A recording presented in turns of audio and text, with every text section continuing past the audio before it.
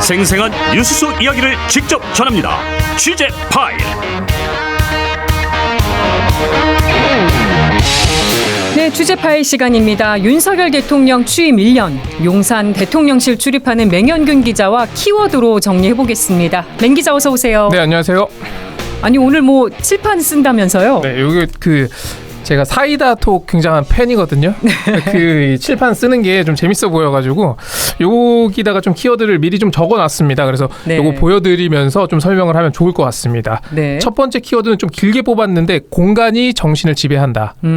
이게 대통령 집무실 이전하면서 나왔던 얘기인데 맞습니다. 근데 뭐 문재인 정부 때 청와대도 출입을 해봤고 윤석열 정부 용산 대통령실도 출입을 해봤으니 비교가 될 것 같아요. 그러니까 그 대통령 집무실을 옮기는 이유로 가장 첫 번째로 꼽았던 게 바로 소통입니다. 네. 소통을 강조하고 뭐 격의 없이 기자들을 만나겠다 이런 얘기도 많이 강조를 했었고요.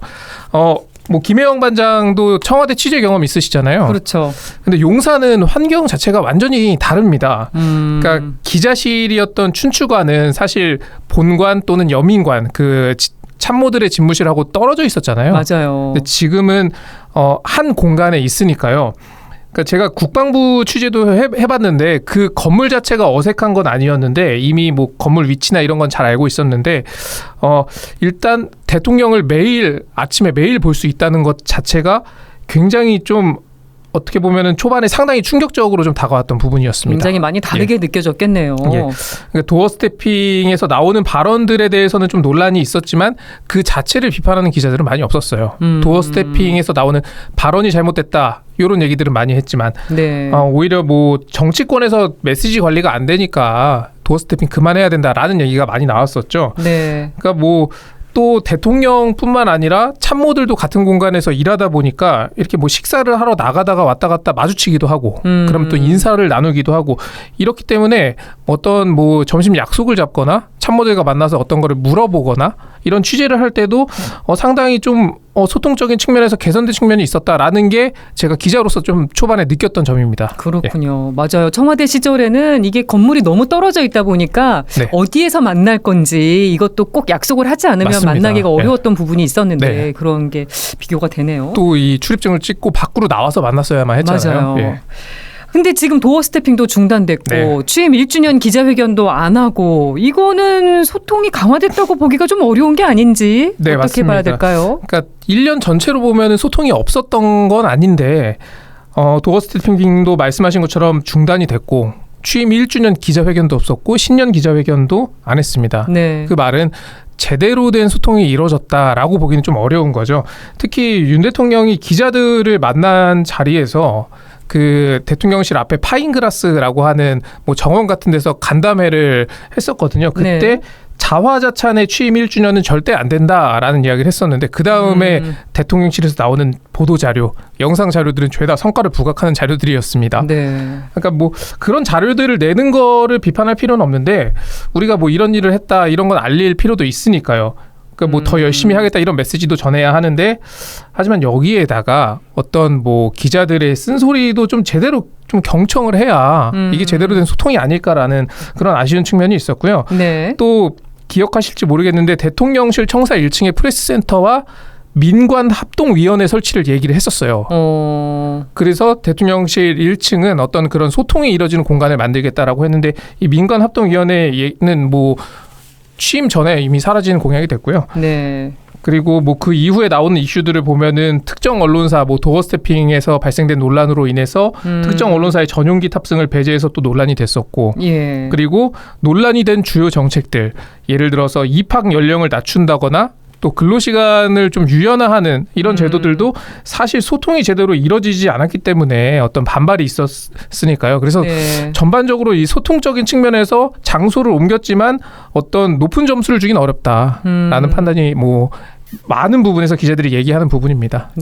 어제 뉴스톱 김준일 수석 에디터가 그래도 하루가 남았다. 오늘 전격적인 기자회견을 해보길 기대해보고 추천한다 했는데 오늘 뭐가 있긴 있었네요. 오늘 일정이 뭐 몇 개 있었습니다. 일단 오전에 국립서울현충원 방문해서 참배를 했고요. 거기에 이제 방명록에 위대한 국민과 함께 자유와 혁신의 나라, 세계 평화와 번영에 책임 있게 기여하는 나라를 만들겠습니다라고 적었습니다. 네. 그리고 점심에는 국무위원 그리고 여당 지도부와 함께 오찬을 함께 했고요.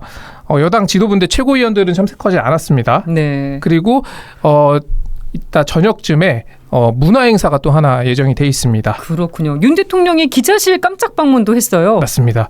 이건 정말 예정돼 있지 않은 일정이었는데요. 저도 점심시간에 식사를 하다가 이런 소문들이 돌기 시작했어요. 내려올 수도 있다. 그래서 그 얘기를 듣고 황급히 기자실로 복귀를 했었는데 오늘 국민의힘 지도부가 오찬했다고 말씀드렸잖아요. 예. 그때 잔치국수가 메뉴로 나왔다고 해요. 그 잔치국수랑 떡을 먹으니까 굉장히 빨리 오찬이 끝났대요. 한 20-30분 안에 끝나서. 후루룩 먹을 수 있으니까. 네, 그러다가 이제 윤 대통령이 기자실도 찾아가서 좀 기자들과 인사를 나누고 싶다라는 뜻을 전했다고 합니다. 그래서 그런데 기자들은 이미 밖에 점심을 먹으러 나간 상태였고. 그러니까요. 그래서 여당 지도부와 함께 그 용산 어린이 정원을 잠시 산책을 했대요. 그리고 산책을 하면서 거기서 이제 유소년 야구 경기가 열리고 있는 장면도 좀 보고 그렇게 하고 시간을 좀 늦춰서 기자실을 방문하게 된 겁니다. 그렇군요. 예. 깜짝 방문을 많이 하는 것 같네요. 맞습니다. 며칠 전에도 그랬고요. 그러니까 기자실 돌면서 이제 기자들과 인사도 다 나누고 그리고 그 오픈 라운지에서 짧게 인사말을 하고 마무리가 됐습니다. 네. 내용을 보면은 정부 방향이 잘못되면 언론이 좀 잘 지적을 해달라. 그리고 앞으로도 잘 도와주길 부탁한다 등의 메시지를 전했고요.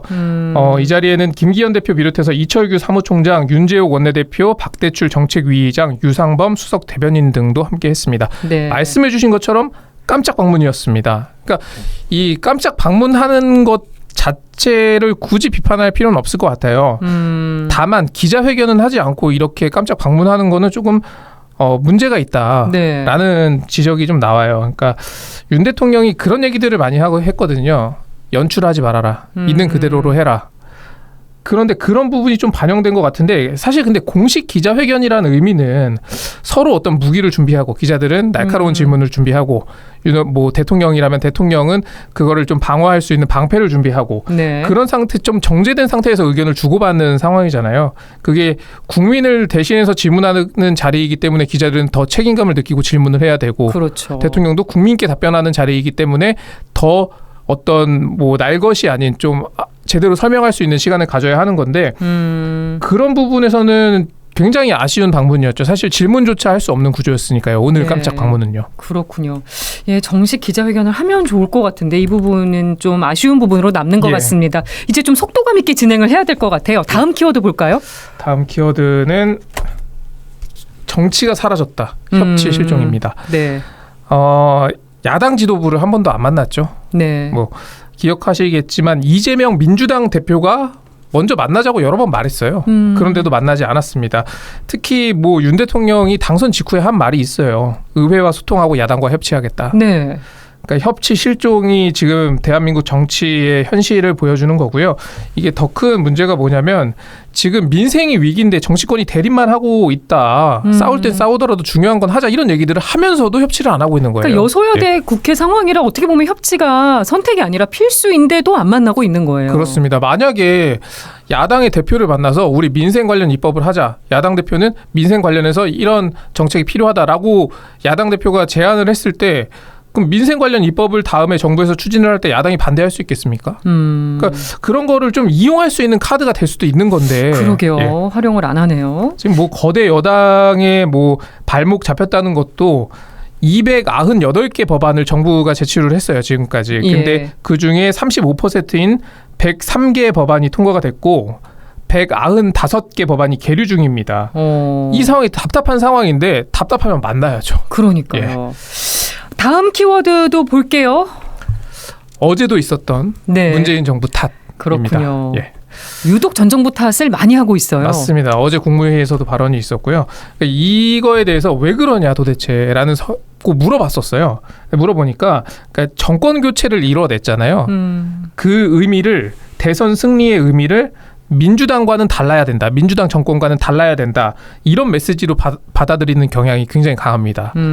그렇기 때문에 지난 1년은 전 정부와 비교해서 어떤 점이 달라졌는지 보여주는 데에 좀 주력했다라는 설명을 했습니다. 근데 이런 모습이 국민들이 보기에 그렇게 썩 좋아 보이지만은 않는데. 맞습니다. 이게 윤석열 정부 출범했을 때 한국갤럽 기준으로 보면은 초반에 지지율이 52%까지 나왔어요. 네. 절반, 과반 이상이었죠.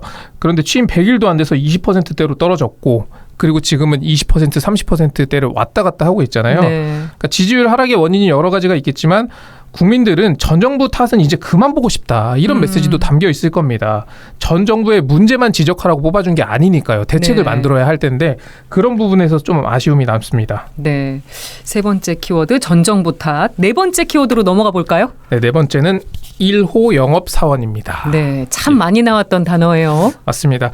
그러니까 뭐 대통령실에서 발표한 어떤 그 자료들을 종합해 보면은 유치한 투자액이 668억 달러, 거의 90조 원에 육박하는 금액입니다. 뭐 사우디의 빈살만, 그리고 UAE에서도 투자 MOU가 있었고요. 네. 이번에 미국에서도 일부 투자 소식이 전해졌습니다. 이제 앞으로는 이 성과가 실적으로 인정받기 위해서는 약속한 투자액이 현실로 구체화되는 것인가, 이건 남은 숙제라고 볼 수 있고요. 예. 다만 이 1호 영업사원이 어떤 반도체법 그리고 인플레 감축법 같은 대해서는 긴밀한 협의를 하겠다 정도의 결과밖에 얻지 못했습니다. 결국 국산 전기차 보조금도 미국에서 대상에서 제외가 됐죠. 그랬죠. 반도체법 가드레일도 여전히 독소 조항이 가득하다라는 평가가 나옵니다. 또 활동 무대가 너무 제한적이었다는 지적도 있어요. 맞습니다. 미국에 밀착하는 모양새를 많이 보였죠. 예. 그런데 최근 마크롱 프랑스 대통령이 중국을 방문한 적이 있어요. 네. 또 이 말은 경제에 있어서는 중국을 배제할 수는 없다라는 의미도 담겨 있다고 볼 수 있죠. 그리고 미국도 자국의 경제를 살리기 위해서 자국 우선주의만을 외치고 있는데 우리는 우리 이익을 얼마나 챙겼는가라는 걸 좀 따져볼 필요가 있을 것 같고요. 물론 미국에 밀착하는 게 긍정적인 측면도 있습니다. 지금 뭐 반도체나 배터리 같은 첨단 산업의 경우에는 중국의 추격이 매섭거든요, 굉장히. 그렇죠. 그런데 미국이 중국을 좀 어떤 중국에게 뭐 제한적인 조치를 하면서 우리나라가 좀 시간을 벌 수 있다. 중국이 따라오는 시간을 우리가 좀 준비를 할 수 있다라는 장점도 있는데 결국 그 말은 우리가 미국과의 관계랑 중국과의 관계도 모두 고려할 수밖에 없는 우리의 위치가 있다라는 뜻이기도 합니다. 그래서 말씀해 주신 것처럼 1호 영업사원의 좀 무대가 더 넓어져야 한다라는 지적도 나옵니다. 네, 좀 너무 한쪽으로 치우쳤던 게 아닌가 싶기도 합니다. 다섯 번째 키워드 보겠습니다. 일촉즉발 남북관계. 네, 여기도 할 말 많은 주제죠.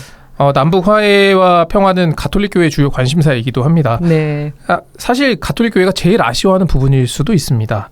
그러니까 교황의 방북까지 거론됐었고 지금으로서는 뭐 쉽지 않아 보이는 상황입니다. 그럼요. 지금은 뭐 그런 분위기는 다 사라지고 서로 앞다퉈서 핵 얘기만 외치고 있잖아요. 네. 그러니까 대화가 중단된 동안 과연 우리가 더 평화로워졌냐라고 생각을 해보면은 오히려 긴장 수위가 더 높아졌다라고 보는 게 정확하겠죠. 네. 북한은 남한을 겨냥한 도발 행위를 더욱 늘려가고 있고요. 남한은 워싱턴 선언 그리고 미국의 핵자산을 통한 확장 억제 강화만을 외치고 있습니다. 네. 그러니까 과연 국민들이 더 안전하다고 느낄까에 그렇다라고 답할 수 있는 사람이 얼마나 될 수 있지는 잘 모르겠습니다. 계속 힘에 의한 평화만을 강조하고 있는데 이걸 참 어떻게 봐야 될까요?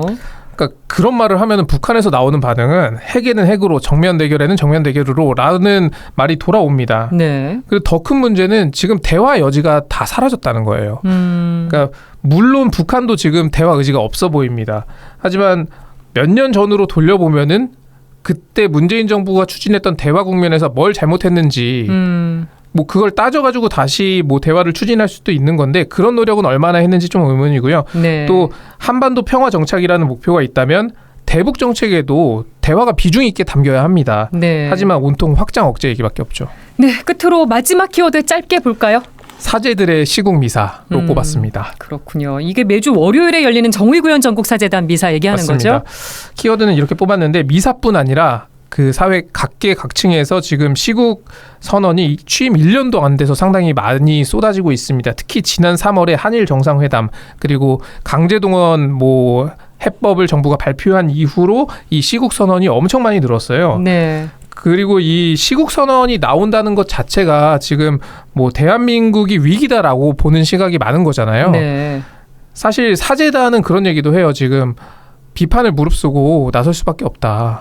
왜냐하면 왜 사제들이 정치 문제에 개입하냐라는 이야기를 하는 신자분들도 분명히 있거든요. 네. 그런데 그런 비판이 나오고 실제로 많이 듣더라도 사제들은 뭐 대한민국의 공동선을 위해서 목소리를 낼 때다라는 이야기를 하고 있는 겁니다.